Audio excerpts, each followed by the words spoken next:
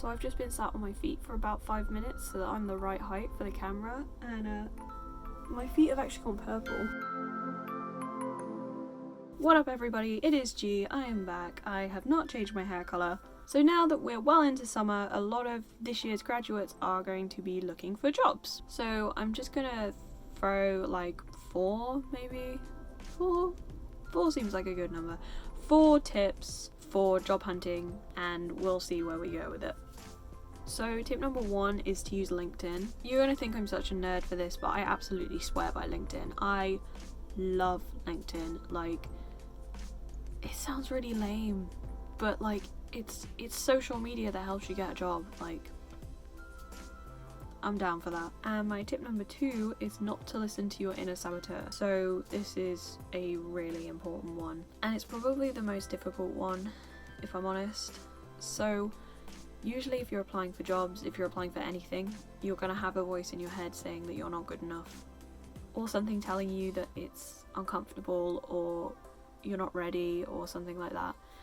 And like, you just don't listen to that. If there's a job going at this huge company that you absolutely love but you don't feel like you're good enough yet, just apply. Like, what's the harm in applying, really? Like, the worst thing that can happen is that they say no. So my tip number 3 is to have numerous different versions of your CV. So just by the nature of job hunting, you're probably not necessarily gonna always be looking for jobs in the sort of realm of your degree. So you can have a sort of average part-time job one, which is like, you know, people skills, and I worked in a cafe for 3 weeks, and, you know, just generic stuff. Career specific one, so this is where you put all of your stuff about any industry specific experience you have and things like that, and like skills that you have. And then as well, you're going to want a 1-page CV. So it's really easy for your CV to get really long, and it's really difficult to cut it down to a page. It feels like when you're trying to include everything on your CV, there's no way that you're going to do it all in 1 page.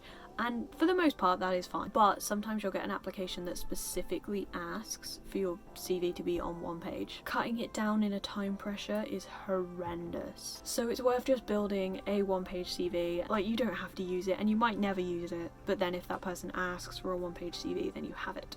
And my 4th and final tip is basically to just look for jobs wherever. Both of the jobs that I have had in the last few years, I found out about just from being in the right place at the right time. One of my jobs I literally found out about because there was an advert on a TV screen whilst I was eating a chicken burger in Verve. And sort of a spin-off of this is thinking about making connections. So obviously I go to a lot of conventions, and really you're not going to think that that's going to be that great for getting you a job.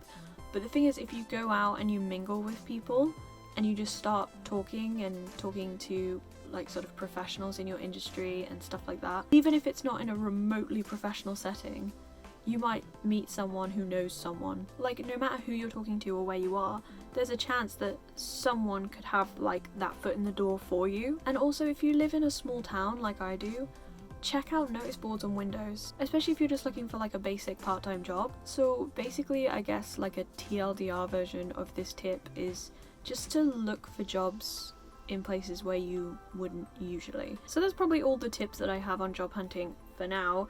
As always, thank you so much for watching, and I will see you next time. Bye!